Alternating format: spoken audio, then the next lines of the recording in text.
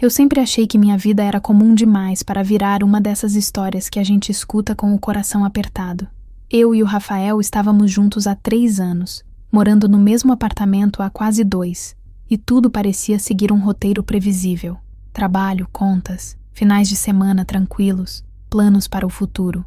Nada de drama, nada de grandes segredos. Pelo menos era isso que eu acreditava com toda a força que tinha.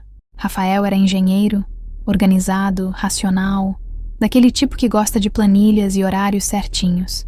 Eu, designer gráfica, mais criativa, mais emocional, mas sempre admirei o jeito estável dele. Ele dizia que eu trazia leveza para a vida dele, e eu dizia que ele me trazia segurança. A gente se encaixava bem, ou pelo menos parecia se encaixar.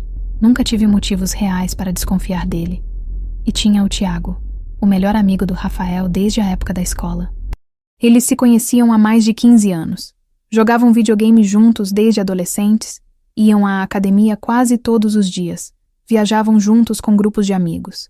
Tiago era praticamente parte do nosso relacionamento. Eu confiava nele tanto quanto confiava no Rafael, talvez até mais em alguns momentos. Nos finais de semana, era comum os dois passarem horas na sala jogando videogame, rindo alto, fazendo aquelas brincadeiras internas que só a amizade antiga tem. Eu fazia pipoca, assistia série no quarto, achava tudo aquilo normal, bonito até. Sempre pensei que homem que tem amizade verdadeira é sinal de caráter. Nunca vi ameaça nenhuma ali. Minha família adorava o Rafael. Diziam que eu tinha sorte. As amigas comentavam como ele parecia fiel, tranquilo, diferente de tantos outros. Eu mesma defendia nosso relacionamento quando alguém falava mal de homens em geral. Nem todo mundo trai, eu dizia. Tem gente que presta. Eu falava isso com convicção, sem saber o quão irônica aquela frase se tornaria. O que mais me deixava segura era a confiança. Rafael nunca escondeu o celular. Nunca teve mudanças bruscas de comportamento. Senhas eram compartilhadas, contas conectadas, tudo muito aberto. Ou pelo menos era o que eu pensava. Quando você confia demais, você também para de observar detalhes pequenos. E detalhes pequenos são onde as verdades costumam se esconder. Naquele período, nossa rotina estava tranquila demais. Nenhuma grande briga, nenhum afastamento evidente. Só uma sensação estranha que na época eu ignorava. Um cansaço diferente dele. Algumas tardes em que ele dizia estar dormindo demais. Um silêncio aqui, outro ali. Nada que parecesse digno de alarme. Eu dizia para mim mesma que era coisa da minha cabeça. Tiago também continuava presente como sempre. Às vezes até mais. Aparecia sem avisar, ficava para jantar, dormia no sofá quando era tarde. Eu achava engraçado. Dizia que ele já podia pedir uma chave do apartamento. Nunca me passou pela cabeça que aquilo pudesse ser invasivo, muito menos perigoso.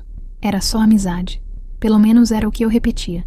Se alguém tivesse me dito naquele momento que o chão estava prestes a se abrir debaixo dos meus pés, eu teria rido. Diria que estavam exagerando, criando drama onde não existia. Eu confiava no meu namorado. Confiava no melhor amigo dele.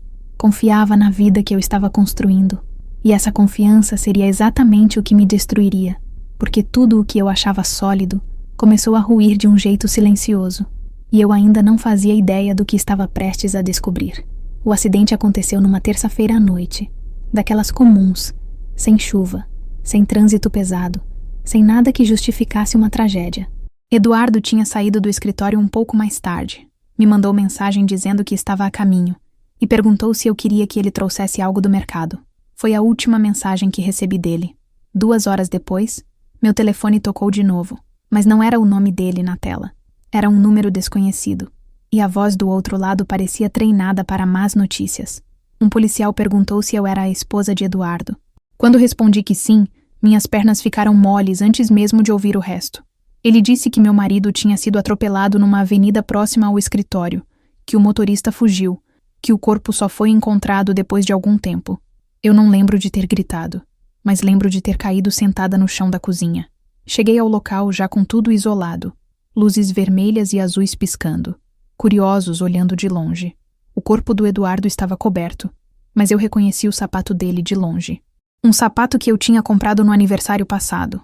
Aquele detalhe banal foi o que fez tudo ficar real demais. Eu segurei no braço de um policial para não cair de novo.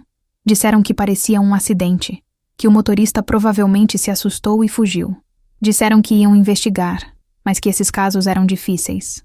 Não havia câmeras próximas, nenhuma testemunha clara. Tudo muito rápido, muito limpo, muito conveniente.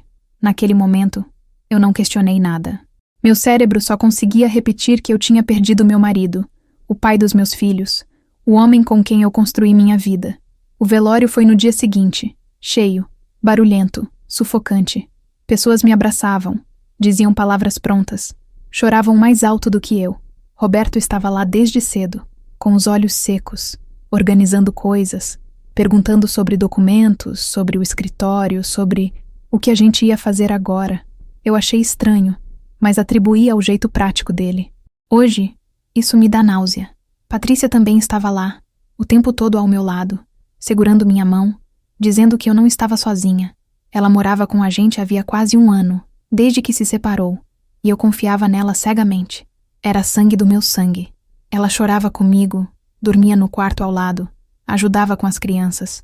Nunca passou pela minha cabeça que alguém tão próximo pudesse esconder algo tão monstruoso. O enterro foi rápido, frio, definitivo. Quando o caixão desceu, senti como se algo tivesse sido arrancado de mim à força. Não era só o Eduardo. Era o futuro que a gente tinha planejado, as viagens, os planos de envelhecer juntos. Eu voltei para casa com um vazio impossível de explicar, cercada de gente que, aos poucos, foi embora, deixando só o silêncio. Os dias seguintes viraram um borrão. Eu mal comia, mal dormia, mal falava. As crianças perguntavam pelo pai, e cada pergunta era uma facada nova. Minha sogra acabou levando Ana Clara e Pedro para ficar com ela por um tempo, dizendo que eu precisava descansar. No fundo, eu acho que ela percebeu que eu estava desmoronando. 5 meses se passaram assim, numa névoa constante. Eu caminhava sem rumo pelas ruas, só para não ficar dentro de casa sentindo a ausência em cada canto. Foi numa dessas caminhadas, sem destino, que eu parei em frente ao supermercado e vi, pela primeira vez, Dona Rosa sentada no papelão. E eu ainda não fazia ideia de que aquele encontro mudaria tudo o que eu acreditava sobre a morte do meu marido. Naquele 5º mês sem o Eduardo, os dias passaram a se misturar como se fossem um só. Eu acordava tarde, dormia pouco, esquecia de comer e andava pela casa como uma visitante.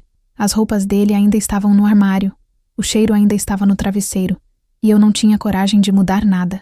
Parecia que, se eu mexesse em alguma coisa, estaria confirmando que ele não voltaria. E essa confirmação ainda doía demais. Meus filhos foram morar temporariamente com a minha sogra. Eu concordei porque sabia que não estava bem.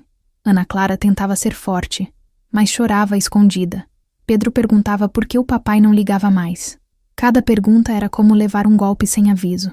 Eu sorria para eles. Dizia que logo tudo ficaria bem, mas por dentro eu estava completamente quebrada. Foi nessa fase que comecei a andar sem rumo pela cidade. Eu saía de casa sem destino, só para não enlouquecer entre 4 paredes. Caminhava por ruas que eu nem conhecia, observando pessoas indo e vindo, como se o mundo estivesse funcionando normalmente, enquanto o meu tinha parado.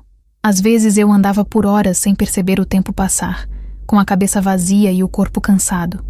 Em uma dessas caminhadas, parei em frente a um supermercado grande, desses que ficam abertos até tarde. Sentei num banco, tentando recuperar o fôlego. Foi ali que a vi pela primeira vez. Uma senhora sentada no chão, sobre um papelão gasto, com uma sacola velha ao lado, roupas largas, cabelo preso de qualquer jeito, olhar atento demais para alguém que vivia na rua. Ela me observava em silêncio. Não pediu dinheiro. Não falou nada. Apenas olhou. Aquilo me incomodou mais do que qualquer pedido. Depois de alguns minutos, fui até o caixa eletrônico. Saquei um pouco de dinheiro e voltei. Estendi a nota sem dizer nada. Ela aceitou com cuidado e agradeceu com um sorriso pequeno, quase respeitoso demais. No dia seguinte, passei por ali de novo. Ela estava no mesmo lugar. Sentei perto, dei mais alguns reais e dessa vez ela falou. Disse que o mundo fica estranho quando a gente perde alguém de repente, que o silêncio pesa mais do que o barulho. Eu senti um arrepio. Aquela mulher não estava falando coisas aleatórias. Ela estava descrevendo exatamente o que eu sentia. Comecei a parar ali todos os dias. Às vezes dava 20 reais, às vezes 50. Às vezes só sentava e conversava. Ela me contava histórias vagas, falava de perdas, de injustiças, de como nem todo culpado aparece com as mãos sujas. Eu achava estranho, mas ao mesmo tempo reconfortante. Era a primeira pessoa que parecia realmente me enxergar naquele estado. Em casa, as coisas também estavam estranhas. Roberto, o melhor amigo do Eduardo, começou a aparecer com mais frequência. Dizia que queria ajudar, que estava preocupado comigo, que eu precisava pensar no futuro. Falava muito do escritório, de papéis, de decisões que eu não tinha cabeça para tomar. Patrícia, minha prima, que morava comigo, também começou a sair mais à noite, sempre dizendo que precisava espairecer. Nada disso me despertava suspeita ainda. Eu estava entorpecida demais para desconfiar. Tudo o que eu fazia era sobreviver. E, curiosamente, a única coisa que parecia me manter de pé eram aquelas conversas rápidas com a senhora da rua. Eu não sabia o nome dela. Ela também nunca perguntou o meu. Mas olhando para trás agora, percebo que foi exatamente ali, naquele banco em frente ao supermercado, que algo começou a mudar. Porque aquela mulher sabia demais. E o que ela ainda não tinha dito parecia carregar um peso que eu não estava preparada para suportar. Eu comecei a perceber as mudanças de Rafael de um jeito quase imperceptível, como quem sente um vento frio antes da tempestade. Ele chegava em casa mais calado, largava a mochila no canto e dizia que estava exausto demais para conversar. Antes, ele contava do trabalho, reclamava do trânsito, perguntava do meu dia. Agora, respondia com monossílabos e se jogava no sofá, com o celular colado na mão, como se fosse uma extensão do corpo. As tardes passaram a ser um mistério. Rafael dizia que precisava dormir um pouco depois do almoço, que estava sobrecarregado no trabalho.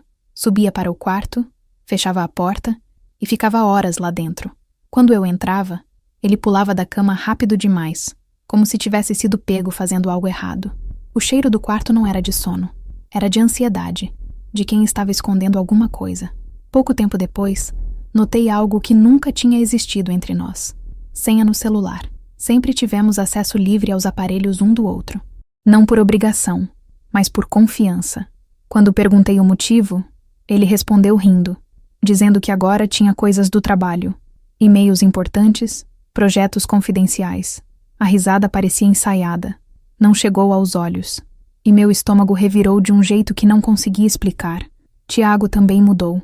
O melhor amigo que sempre aparecia em casa sem avisar, que sentava no chão da sala para jogar videogame com Rafael, começou a sumir. Quando eu mandava mensagem, ele demorava horas para responder. Dizia que estava ocupado, que tinha compromisso, que depois falava comigo. Curiosamente, esses compromissos aconteciam exatamente nos mesmos horários em que Rafael dizia estar dormindo. Os dois passaram a compartilhar um cansaço parecido. Usavam as mesmas desculpas, repetiam frases idênticas, como se tivessem combinado um roteiro. Quando estavam juntos, ficavam próximos demais, riam baixo, trocavam olhares rápidos que cessavam assim que eu entrava no ambiente. Eu tentava afastar o pensamento ruim, dizia para mim mesma que era paranoia, que a amizade masculina é assim mesmo. Mas algo não encaixava. Comecei a reparar em pequenos gestos que antes passariam despercebidos. Rafael arrumava o cabelo antes de sair, para resolver coisas rápidas. Escolhia camisetas específicas quando dizia que ia encontrar o Tiago. Voltava para casa mais leve, mais animado, como se tivesse descarregado algo que não conseguia descarregar comigo. Aquilo doía de um jeito silencioso, quase vergonhoso. Uma noite, enquanto jantávamos, o celular de Rafael vibrou sobre a mesa. O nome de Tiago apareceu na tela. Rafael virou o aparelho rapidamente, quase derrubando o copo de água. Pediu desculpa. Disse que era reflexo, mas não era. Era medo. Medo de que eu visse algo que ele não estava pronto para explicar. Meu coração começou a bater mais rápido, mesmo sem provas concretas. Eu comecei a me questionar o tempo todo. Pensava se estava exagerando, se o problema era comigo, se eu estava carente demais. Essa dúvida constante me consumia mais do que qualquer briga, porque não havia confronto direto. Apenas uma sensação contínua de estar sendo deixada de fora de algo importante. E ser excluída dentro do próprio relacionamento é uma dor difícil de nomear. Tentei conversar. Disse que sentia ele distante, que algo tinha mudado. Rafael suspirou. Disse que eu estava sensível demais, que era fase, que eu precisava confiar. Usou exatamente a palavra confiança, como se fosse uma arma contra mim. Aquilo me silenciou. Porque ninguém quer parecer a namorada desconfiada sem motivo. Engoli tudo mais uma vez. Mas naquela noite, deitada ao lado dele, ouvindo sua respiração pesada, eu entendi algo que me assustou. A sensação de que eu estava sozinha não vinha do nada. Ela vinha de sinais repetidos, de ausências disfarçadas, de segredos mal escondidos. E mesmo sem saber ainda o que estava por trás de tudo, eu sentia que aquela história estava prestes a sair do controle. Eu comecei a reparar em pequenas ausências que antes passavam despercebidas. Rafael dizia que ia tirar um cochilo depois do trabalho, mas quando eu ligava, o telefone chamava até cair. À noite, aparecia descansado demais para quem supostamente tinha dormido a tarde inteira. Quando perguntava, ele respondia com naturalidade, como se eu fosse paranoica por questionar algo tão simples. Ao mesmo tempo, Tiago também começou a sumir. O amigo que sempre respondia na hora agora demorava horas, dizia que estava ocupado, que tinha treino, que estava resolvendo coisas pessoais. O estranho era que os horários batiam quase perfeitamente com os sumiços de Rafael. Um desaparecia, o outro também. E voltavam com a mesma desculpa cansada. Foi nessa fase que Rafael colocou senha no celular pela primeira vez em 3 anos. Ele disse que era por causa do banco, que estava com medo de golpe. Eu acreditei, mas meu corpo reagiu diferente. Senti um aperto no estômago, um desconforto que não sabia explicar. Nunca fomos de esconder nada um do outro. Aquela senha era um muro erguido sem aviso. Uma noite, enquanto assistíamos série no sofá, o celular dele vibrou. Ele pegou rápido demais, virou a tela, respondeu e guardou. Nem tentou disfarçar. Eu perguntei quem era. Ele respondeu Tiago, rindo, como se aquilo explicasse tudo. Mas não explicou. Só aumentou a sensação de que eu estava ficando de fora de algo importante. Comecei a me sentir uma intrusa no próprio relacionamento. Conversas baixavam de tom quando eu entrava no quarto. Piadas internas surgiam do nada. Trocas de olhares rápidas, cúmplices, que me deixavam deslocada. Não era ciúme, era exclusão, e isso machucava mais do que qualquer suspeita concreta. Tentei conversar com Rafael numa dessas noites. Disse que sentia ele distante, diferente. Ele virou o jogo com facilidade. Disse que eu estava pressionando demais, que ele precisava de espaço, que eu estava sensível. Aquilo me fez duvidar de mim mesma. Pensei que talvez fosse a rotina, o estresse, a minha insegurança falando mais alto, mas algo não fechava.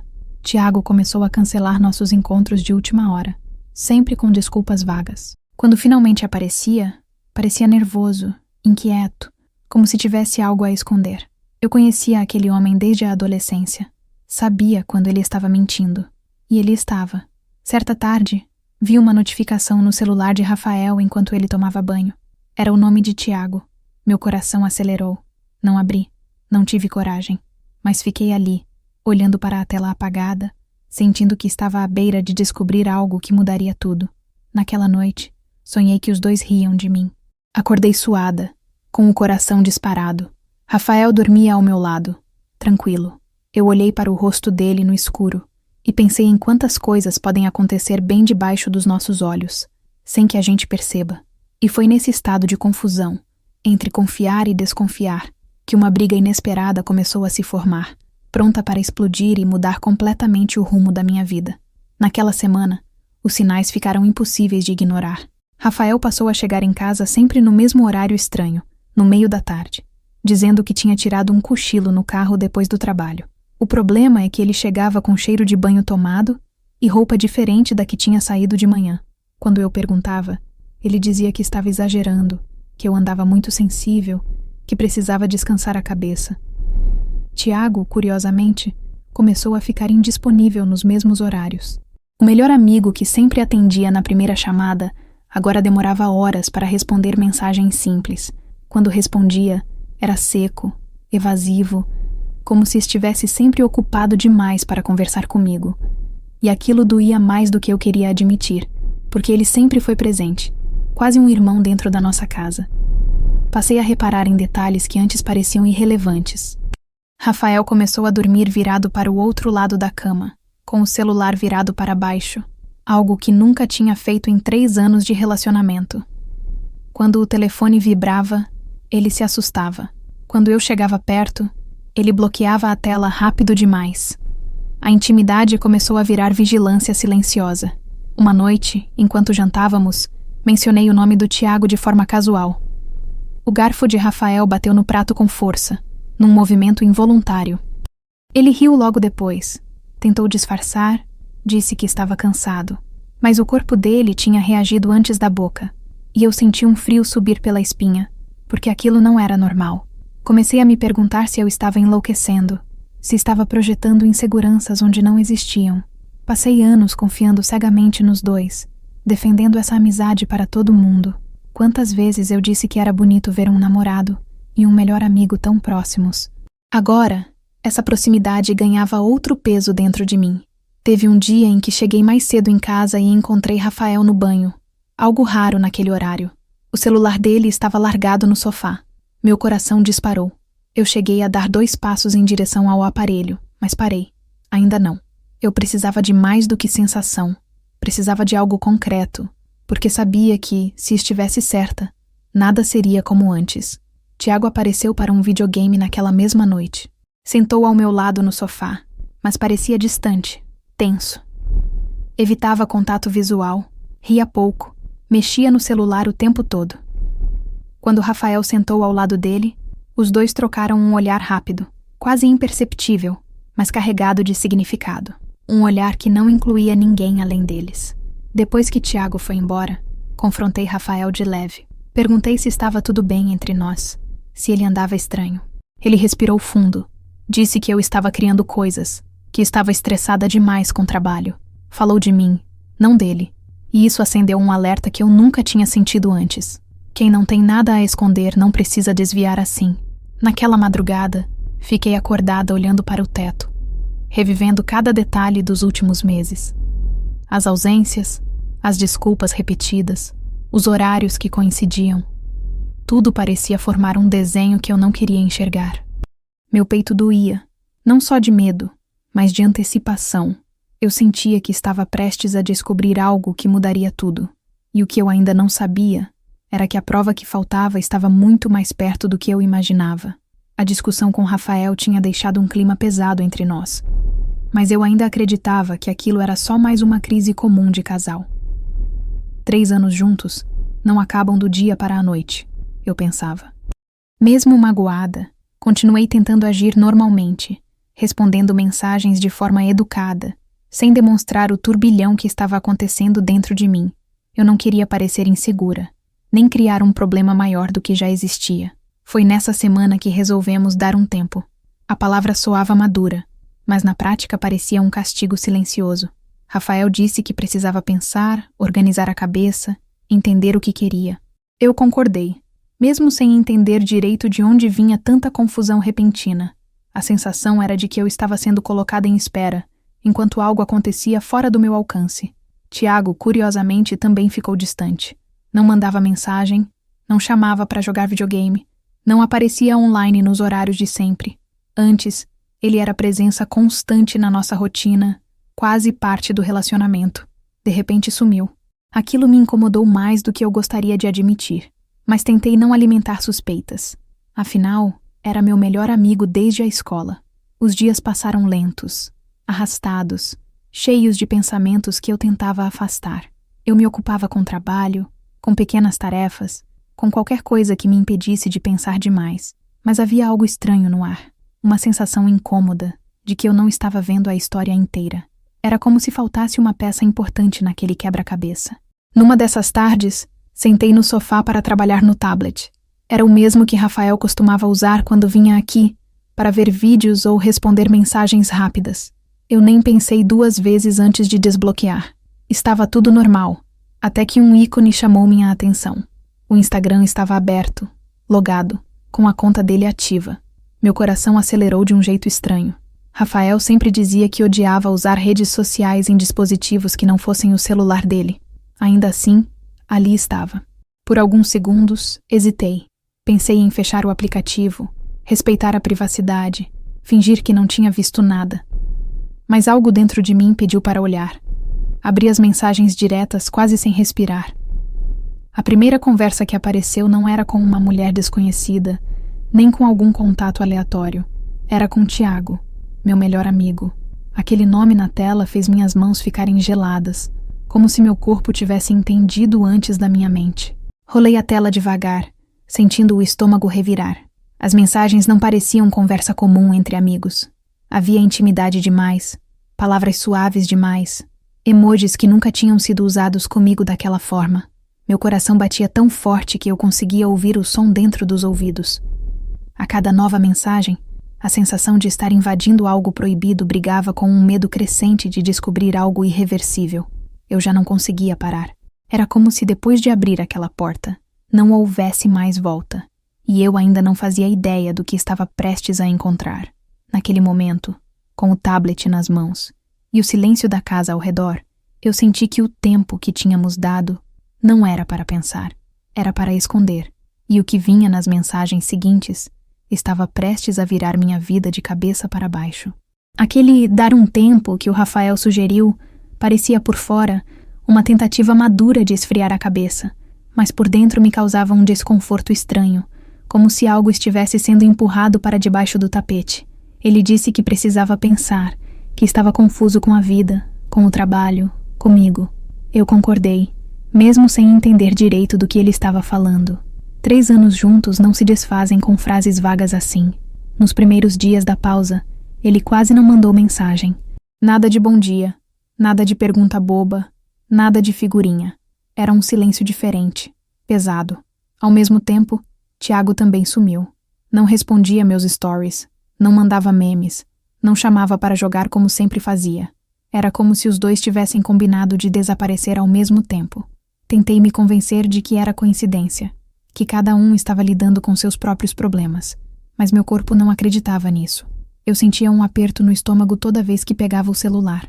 Uma ansiedade que não combinava com alguém que estava apenas dando um tempo no namoro. Foi numa dessas noites inquietas que resolvi trabalhar até mais tarde. Peguei meu tablet para revisar um projeto antigo, algo para ocupar a cabeça. Quando abri, a primeira coisa que apareceu foi o Instagram. Não o meu, o do Rafael, logado, aberto, como se ele tivesse esquecido ali, sem imaginar que eu veria. Meu coração acelerou na hora. Fiquei alguns segundos olhando para a tela, tentando decidir se fechava aquilo ou se seguia adiante. Uma parte de mim gritava que era errado invadir a privacidade dele. A outra parte gritava ainda mais alto que eu precisava saber, que aquele desconforto não estava ali à toa. Respirei fundo e toquei na aba de mensagens. A lista carregou devagar, mas rápido o suficiente para eu reconhecer nomes conhecidos. Colegas de trabalho, amigos e o nome do Tiago. Lá em cima, com um círculo azul indicando mensagem recente. Muito recente.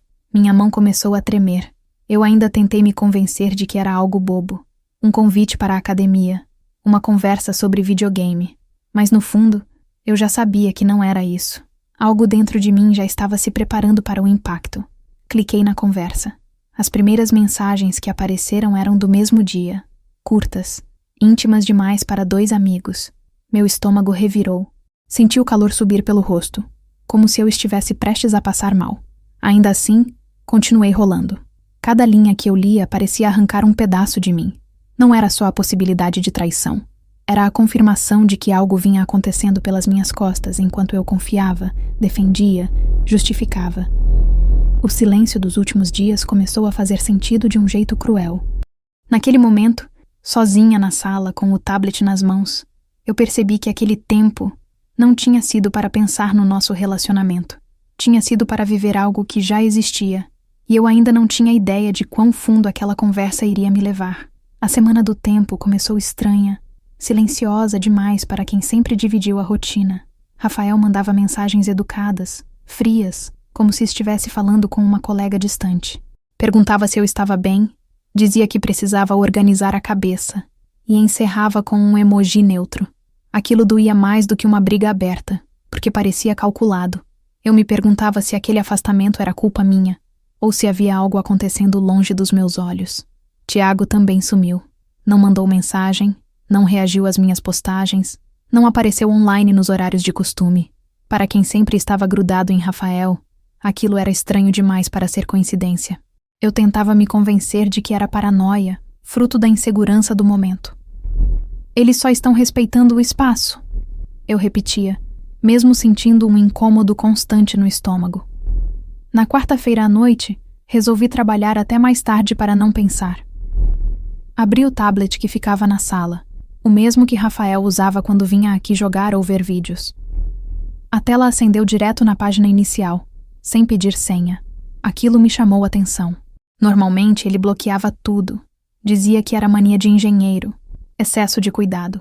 Mas ali estava aberto, disponível, como se alguém tivesse acabado de usar. Fui abrir um aplicativo de design e, sem querer, toquei no ícone do Instagram. A conta de Rafael apareceu automaticamente, carregando as notificações. Meu coração acelerou. Pensei em fechar na hora, em respeitar a privacidade, em não cruzar uma linha sem volta. Mas algo dentro de mim dizia que aquela era a chance de entender o que estava acontecendo. Se eu fechar agora, vou passar o resto da vida imaginando, pensei. Rolei a tela com cuidado, como se o tablet pudesse me ouvir. Vi curtidas recentes, comentários comuns, nada fora do normal. Até que meus olhos bateram no nome que eu mais temia e mais confiava ao mesmo tempo. Tiago. A conversa estava no topo, marcada como recente. Meu dedo ficou suspenso no ar por alguns segundos, tremendo. Era como se eu soubesse que, ao tocar ali, algo dentro de mim ia se quebrar. Respirei fundo e abri.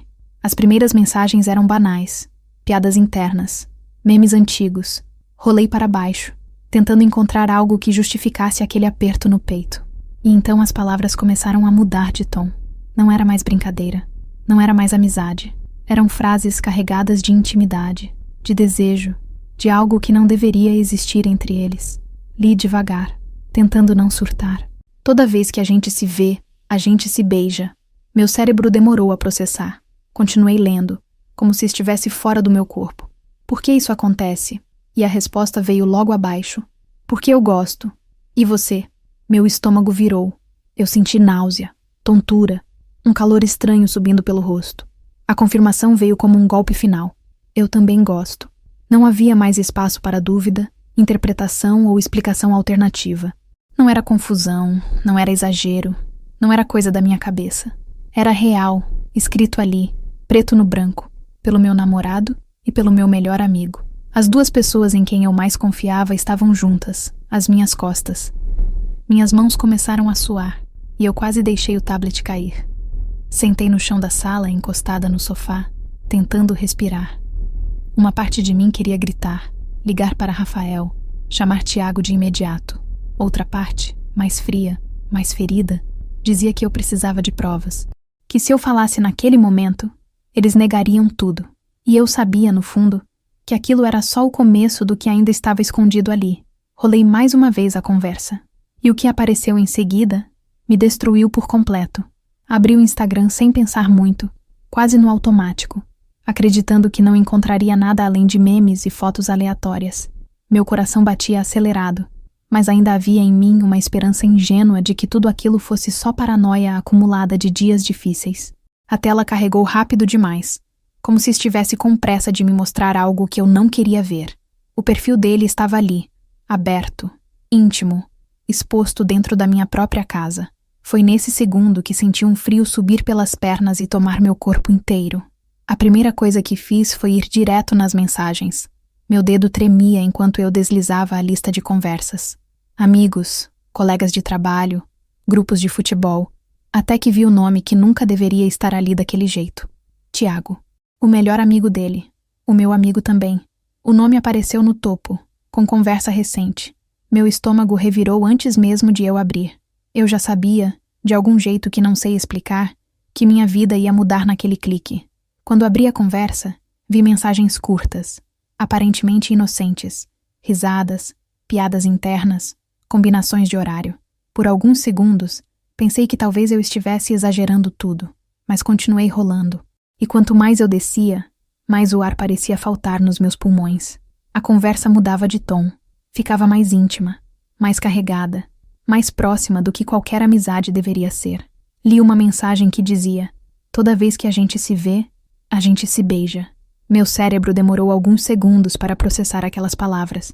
Eu li de novo, e de novo, e de novo, como se, repetindo, elas fossem mudar de sentido. Não mudaram. Logo abaixo, a resposta: porque eu gosto. E você? E então? Eu também. Simples. Cruel. Direto. Cada palavra parecia um golpe seco no peito. Minhas mãos começaram a suar, e eu senti um enjoo tão forte que precisei apoiar o tablet na mesa para não deixá-lo cair. Continuei lendo, mesmo querendo parar. Mensagens sobre saudade, sobre vontade de se ver, sobre como era difícil fingir na minha frente. Em uma delas, Rafael dizia que precisava ter cuidado comigo, que eu confiava demais. Ler isso foi mais doloroso do que qualquer declaração de amor entre eles. O que mais me destruiu não foi descobrir a traição, foi descobrir o quanto ela era consciente, planejada, repetida. Não era confusão, não era um momento isolado. Eles combinavam encontros, horários, desculpas, falavam de mim como um obstáculo, não como alguém que eles estavam machucando. Eu sentia meu corpo inteiro tremer, como se estivesse em choque, e talvez estivesse mesmo. Comecei a tirar prints compulsivamente, com medo de que tudo desaparecesse se eu piscasse. Print atrás de print. Datas, horários, frases explícitas. Cada imagem salva era uma prova, mas também uma ferida nova se abrindo. Meus olhos ardiam, mas eu não conseguia chorar. Era como se as lágrimas tivessem ficado presas em algum lugar profundo, junto com a incredulidade. Em um trecho da conversa, Tiago dizia que se sentia culpado às vezes. Rafael respondia que culpa não resolvia nada, que eles mereciam viver aquilo. Aquela frase ecoou na minha cabeça como um insulto pessoal. Mereciam. E eu? Eu merecia o quê? Ser enganada dentro da minha própria casa enquanto eles riam da minha confiança? Fechei o aplicativo e larguei o tablet no sofá, sentindo minhas pernas perderem a força.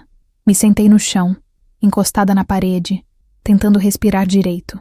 Tudo o que eu achava que sabia sobre minha vida tinha acabado de se desfazer. Mas o pior ainda estava por vir, porque naquele momento, meu telefone começou a tocar, e o nome que apareceu na tela fez meu coração afundar ainda mais.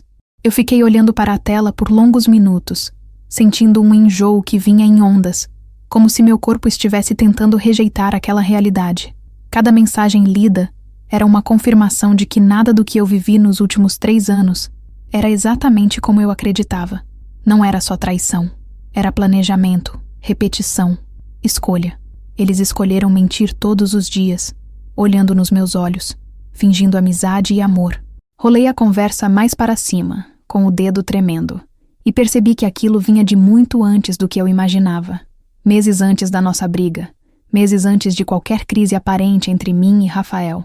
Enquanto eu planejava viagens, futuro e até filhos, eles combinavam encontros escondidos como se fosse algo natural, quase automático. Aquilo doeu mais do que qualquer xingamento poderia doer. Em vários áudios, Rafael dizia que se sentia preso, que a vida comigo era segura demais. Tiago respondia dizendo que comigo ele tinha imagem, estabilidade, família. Com Tiago, ele tinha desejo. Ler isso foi como ser desmontada por dentro, peça por peça. Não porque ele se apaixonou por outro homem, mas porque me usou como fachada emocional enquanto vivia outra história às escondidas. Em um trecho específico, Tiago perguntava se eu suspeitava de algo. Rafael respondia rindo, dizendo que eu confiava demais. Aquela frase ecoou na minha cabeça como um tapa. Eu confiei.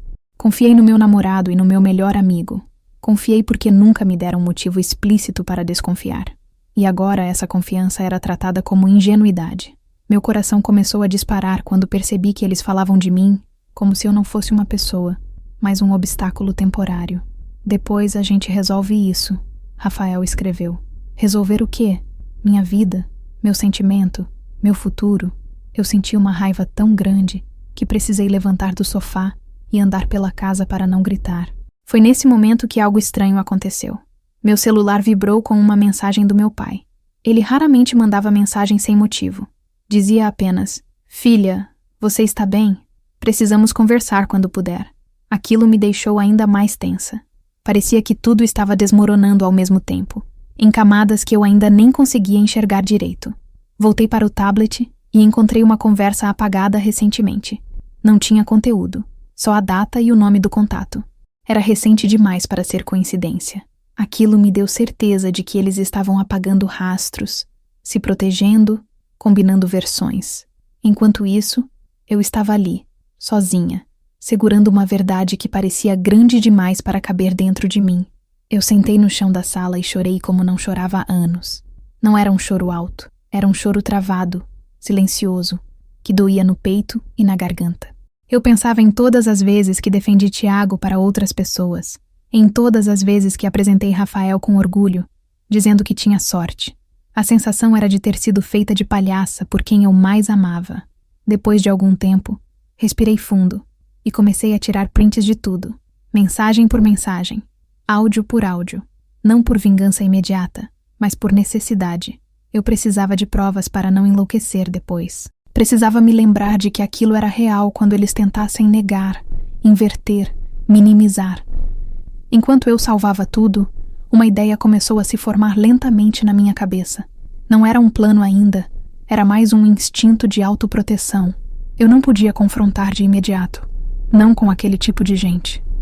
Eles já estavam acostumados a mentir juntos. Se eu quisesse a verdade inteira, teria que ir além das mensagens. E foi ali, com o tablet apoiado no sofá e o coração em frangalhos, que eu entendi que aquela descoberta era só o começo. O que vinha a seguir seria ainda mais difícil de enfrentar. Eu passei o resto daquele dia andando pela casa, como se estivesse em um sonho ruim, do qual eu não conseguia acordar. O tablet ainda estava ali, em cima da mesa, como uma prova silenciosa de que aquilo tudo tinha acontecido de verdade. Toda vez que eu olhava para ele, meu estômago embrulhava. Eu sentia o corpo pesado, a cabeça latejando, e uma sensação constante de que o chão podia ceder a qualquer momento. As mensagens não saíam da minha mente. Não era só o conteúdo explícito, era a intimidade, a forma como eles se chamavam pelo nome, como se conhecessem cada detalhe um do outro, como se eu nunca tivesse existido entre eles. 3 anos de relacionamento reduzidos a um pano de fundo para algo que vinha acontecendo bem debaixo do meu nariz. Rafael me mandou mensagem no fim da tarde perguntando se eu estava melhor e se poderíamos conversar. A palavra conversar me deu vontade de rir e chorar ao mesmo tempo. Quantas conversas nós já tivemos sobre confiança, sobre transparência, sobre amizade verdadeira. Tudo aquilo agora parecia uma encenação bem ensaiada. Eu demorei horas para responder, não por estratégia, por incapacidade mesmo. Eu não sabia qual versão de mim iria falar com ele. A Beatriz que amava, que acreditava, que defendia. Ou a Beatriz que tinha acabado de ver o namorado declarar desejo para o melhor amigo. No fim, respondi algo neutro, dizendo que precisava de um tempo para pensar. Naquela noite, quase não dormi. Cada barulho da rua me fazia sobressaltar. Cada notificação do celular me dava um nó no peito. Em vários momentos, pensei em ligar para minha mãe, para uma amiga, para qualquer pessoa. Mas algo em mim queria segurar aquilo sozinha por mais um pouco, como se falar em voz alta tornasse tudo definitivo demais. No meio da madrugada, levantei e fui até o banheiro. Olhei meu reflexo no espelho e quase não me reconheci. Os olhos inchados, o rosto pálido, a expressão vazia. Pensei em todas as vezes que confiei cegamente no Rafael. Em como eu defendia a amizade dele com o Tiago quando alguém fazia piada. Em como eu me sentia segura justamente porque eles eram próximos. Aquilo doía mais do que qualquer outra coisa. Voltei para o quarto e sentei na cama, abraçando um travesseiro como se fosse uma âncora. Eu tentava organizar os pensamentos, mas eles vinham em ondas. Raiva, tristeza, vergonha, medo. Um medo profundo de ter sido a última a perceber algo que talvez todos ao redor já desconfiassem. De manhã cedo, recebi uma mensagem do Tiago. Um simples "Bom dia, Béia, tudo bem?" Aquilo foi como um tapa. A naturalidade, a tranquilidade, o fingimento. Meu impulso foi responder confrontando, jogando tudo na cara dele. Mas alguma coisa me segurou. Um instinto estranho, quase frio, dizendo para eu observar mais um pouco. Eu percebi então que ainda não tinha todas as respostas. Sabia o suficiente para estar destruída, mas não o suficiente para entender a extensão da mentira. Quantas vezes aquilo tinha acontecido? Há quanto tempo? Quem mais sabia? E, principalmente, até onde eles iriam para continuar negando? Apaguei a conversa sem responder. Deitei de novo e fechei os olhos, tentando respirar fundo. Eu ainda não sabia como, nem quando, mas uma coisa já estava clara dentro de mim. Aquilo não ia terminar com uma simples conversa. A verdade tinha vindo à tona, e ela não ia aceitar ser empurrada de volta para o escuro. E enquanto eu tentava juntar os pedaços do que restava de mim, algo inesperado estava prestes a acontecer. Algo que mudaria completamente o rumo daquela história. Quando meu pai terminou de falar, o silêncio que tomou conta da sala foi diferente de tudo que eu já tinha sentido. Não era só choque, era confirmação. Algo dentro de mim se partiu e ao mesmo tempo se encaixou. A dúvida que me consumia há dias morreu ali, de forma brutal. Eu não estava louca. Eu não tinha interpretado errado. Aquilo estava acontecendo de verdade. Meu pai respirou fundo antes de continuar, como se estivesse escolhendo cada palavra para não me machucar ainda mais. Ele contou que tinha ido caminhar perto da academia numa tarde qualquer, dessas que eu achei que Rafael estava dormindo. Viu 2 homens parados perto do carro. Reconheceu Rafael na hora. O outro, Tiago, estava de costas. Quando se virou, não restava mais nenhuma dúvida. Eles estavam de mãos dadas. Não de um jeito casual, de um jeito íntimo, natural, como quem já faz aquilo há muito tempo.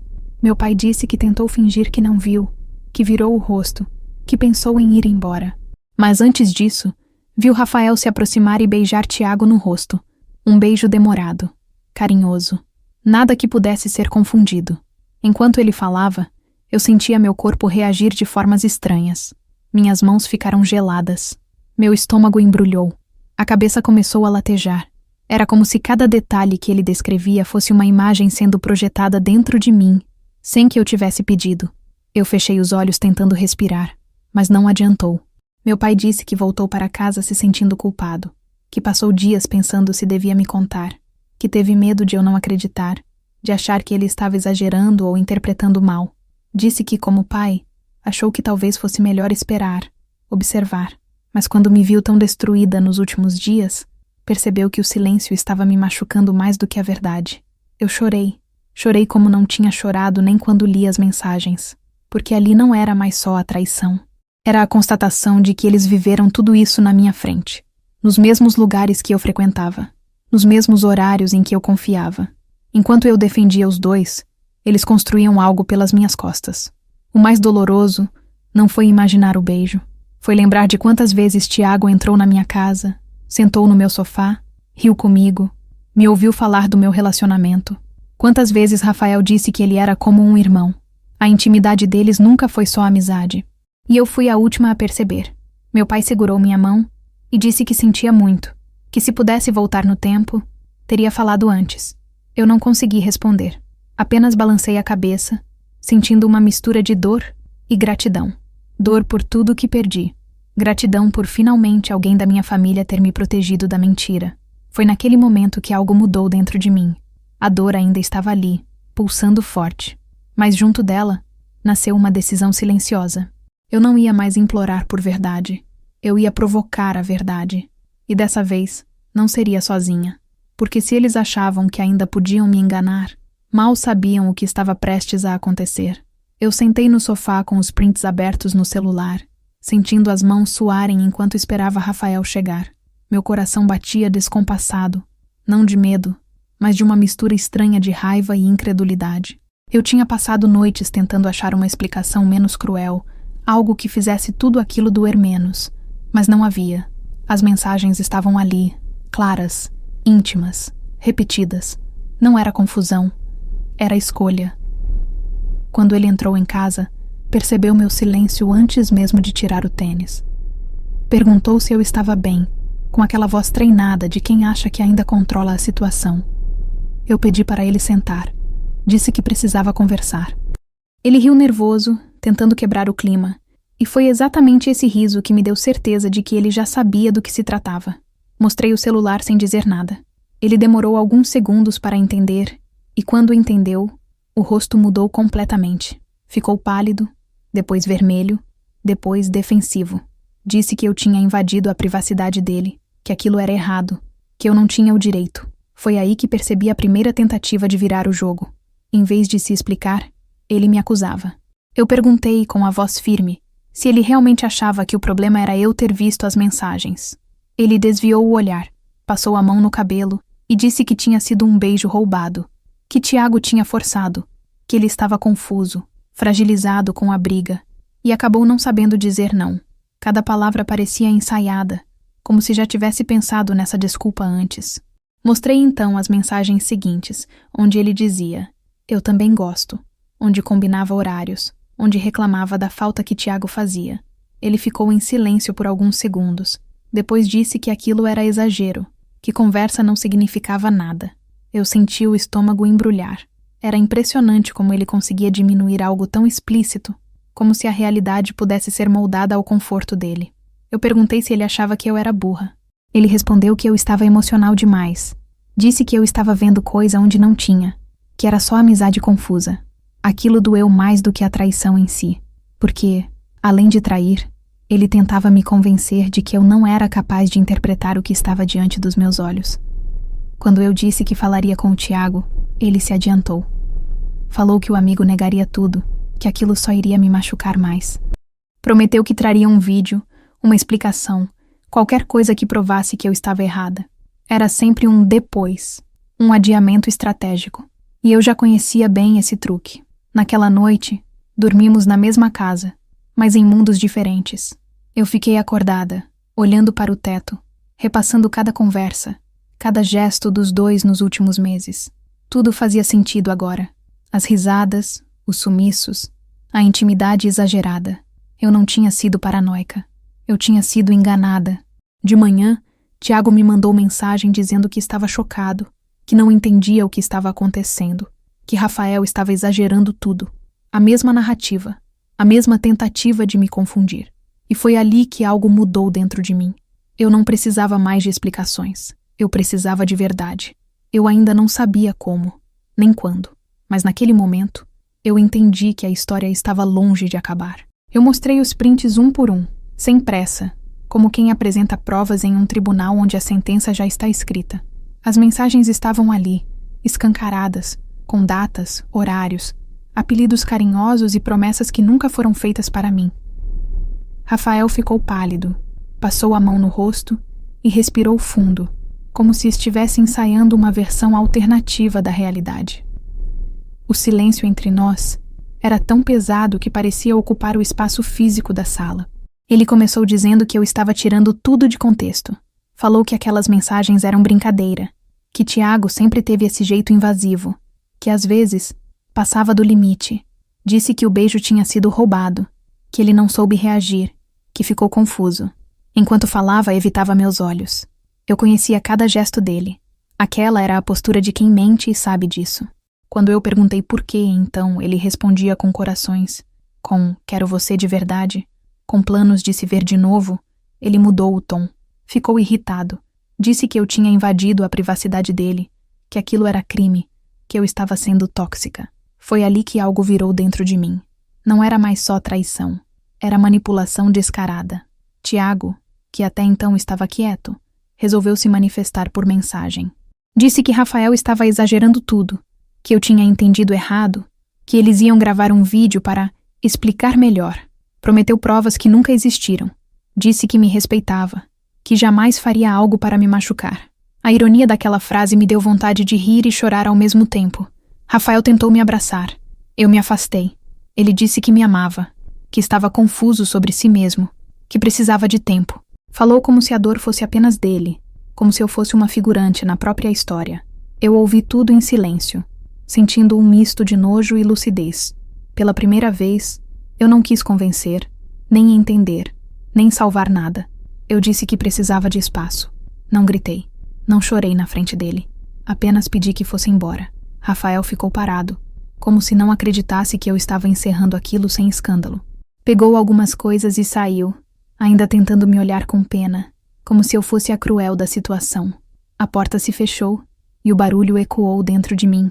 Fiquei sentada no chão por um tempo que não sei medir. Meu corpo tremia, mas minha mente estava clara. Eu sabia que aquela história não terminaria ali. Pessoas que mentem assim não desistem fácil. Elas tentam reescrever os fatos até a última chance. E eu tinha certeza de que Rafael e Tiago fariam exatamente isso. Peguei o celular e liguei para meu pai. Minha voz saiu firme, diferente do que eu esperava. Disse que precisava falar com ele, que era sério. Ele respondeu na hora, dizendo que estava a caminho. Quando desliguei, senti um aperto estranho no peito, como se algo que estava escondido há muito tempo estivesse prestes a vir à tona. Enquanto esperava, Pensei em todas as vezes que ignorei meu instinto, em todas as vezes que achei normal demais a proximidade deles, em todas as piadas internas que me excluíam. Tudo fazia sentido agora, de um jeito cruel e irreversível. A dor ainda estava ali, mas vinha acompanhada de uma certeza perigosa. Eu não estava mais lidando apenas com uma traição. Eu estava lidando com uma mentira sustentada por duas pessoas que eu mais confiava. Meu pai me chamou para sentar na mesa da cozinha como fazia quando eu era criança e tinha feito algo sério demais para resolver em pé. Ele estava com as mãos apoiadas no tampo, os olhos fixos em mim, sem desviar. O silêncio antes da fala dele foi o que mais me assustou. Parecia que ele estava escolhendo cada palavra com extremo cuidado. Eu senti um frio subir pelas pernas antes mesmo de ele abrir a boca. Meu coração já batia acelerado, como se soubesse o que vinha, e de alguma forma, eu já não estava preparada para ouvir. Ele respirou fundo e disse que precisava me contar algo que vinha guardando há dias. Algo que ele achou que não era verdade no começo. Algo que ele torceu para estar interpretando errado. Meu pai nunca foi um homem de fofoca ou suposição. Quando ele dizia que viu algo, era porque tinha visto. A forma como a voz dele falhou entregou a gravidade. E eu senti o estômago revirar antes da frase final. Ele disse que, na semana anterior, tinha ido à academia mais cedo. Parou o carro para atender uma ligação rápida. Foi quando viu Rafael e Tiago saindo juntos do prédio ao lado. No começo, achou normal. Amizade antiga, rotina parecida. Mas então eles pararam perto de um carro estacionado. Rafael segurou a mão de Tiago. E os dois se beijaram sem olhar em volta. Meu pai disse que congelou no banco do carro, que sentiu o corpo inteiro travar, como se estivesse vendo algo proibido. Ele pensou em sair, em gritar, em confrontar, mas ficou parado, tentando entender se estava realmente acontecendo. Viu quando Tiago sorriu daquele jeito íntimo. Viu Rafael puxá-lo de novo, sem pressa, e ali não restou dúvida nenhuma. Ele contou que foi para casa em choque. Passou o dia inteiro andando de um lado para o outro. Pegou o celular várias vezes para me ligar e largou. Pensou que eu não acreditaria. Pensou que eu defenderia o Rafael. Pensou que perderia a filha se dissesse a verdade. E escolheu o silêncio, achando que era proteção. Quando ele terminou, eu estava tremendo. Não era só pela traição confirmada. Era pela quantidade de pessoas que sabiam antes de mim.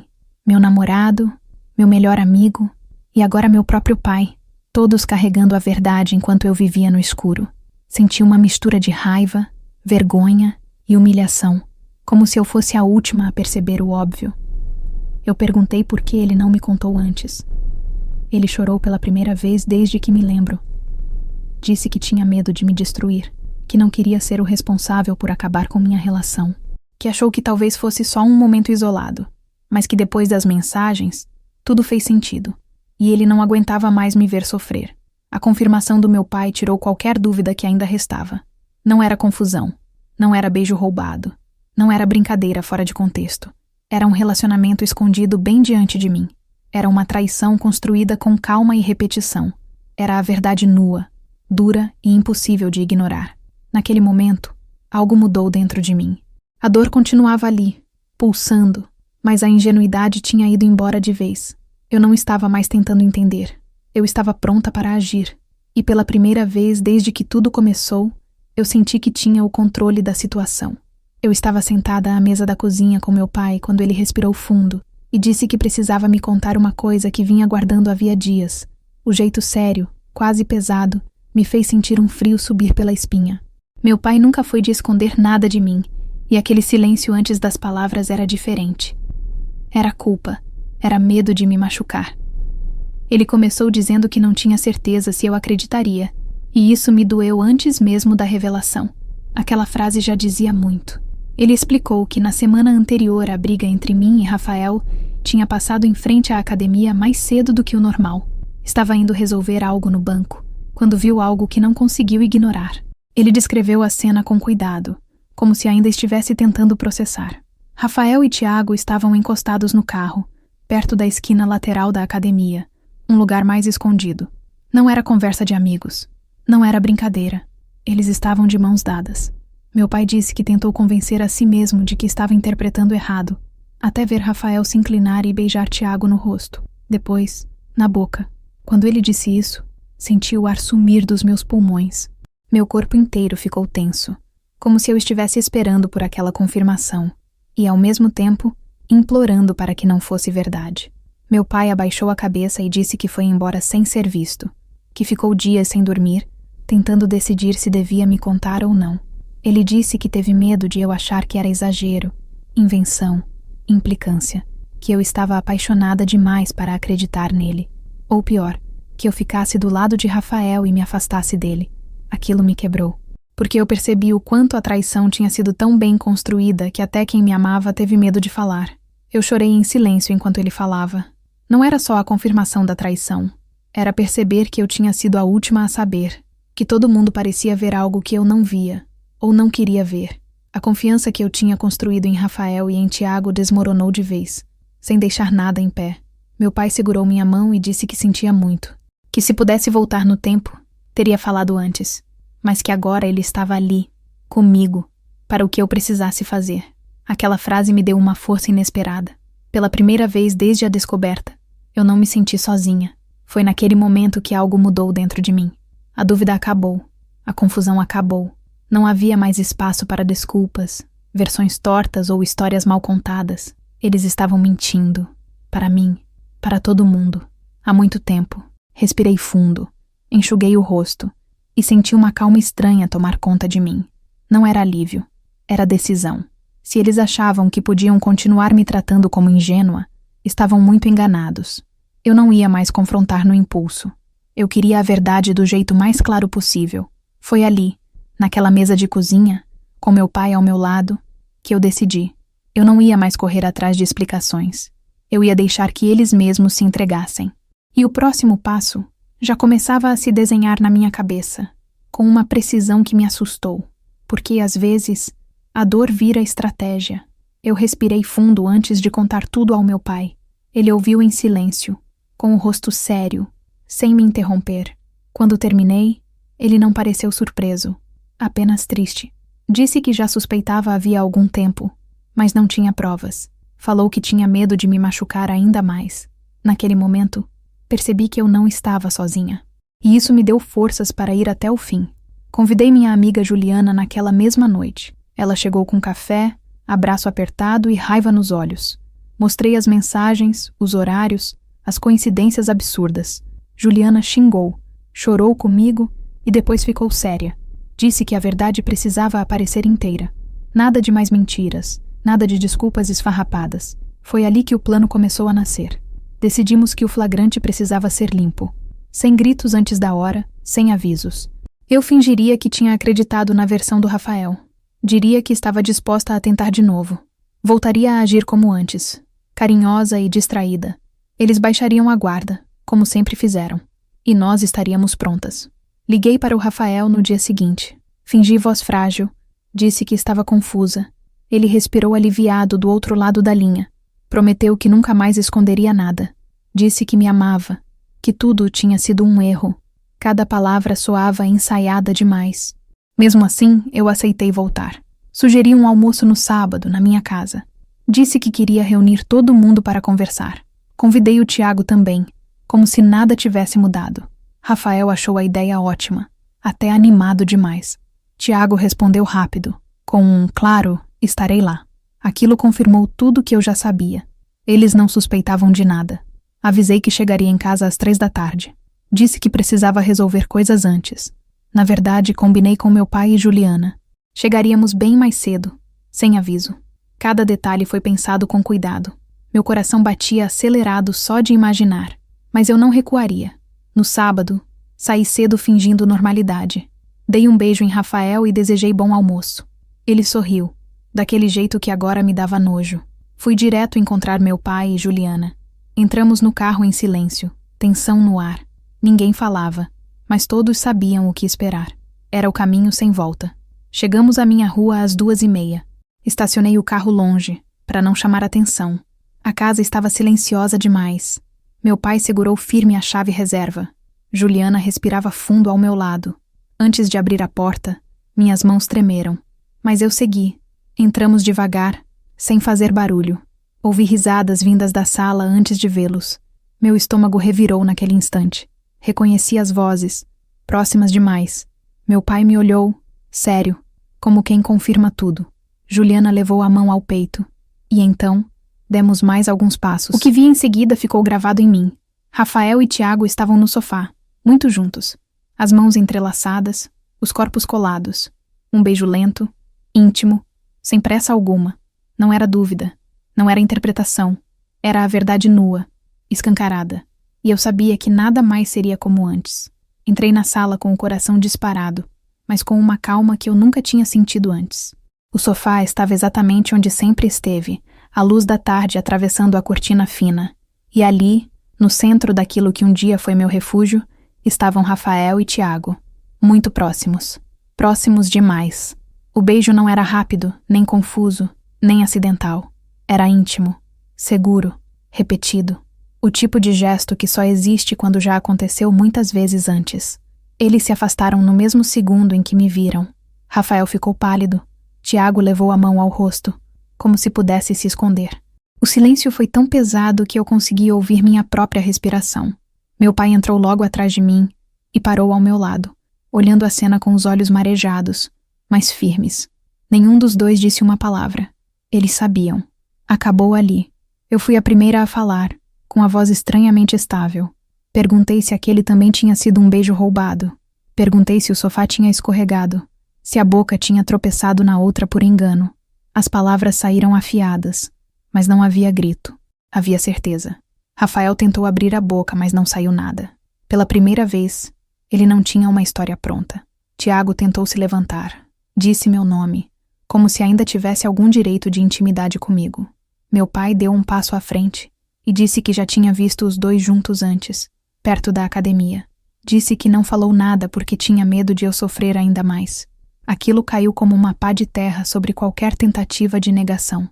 Eles não estavam apenas me enganando. Estavam sendo vistos. Estavam confortáveis na mentira. Rafael começou a chorar.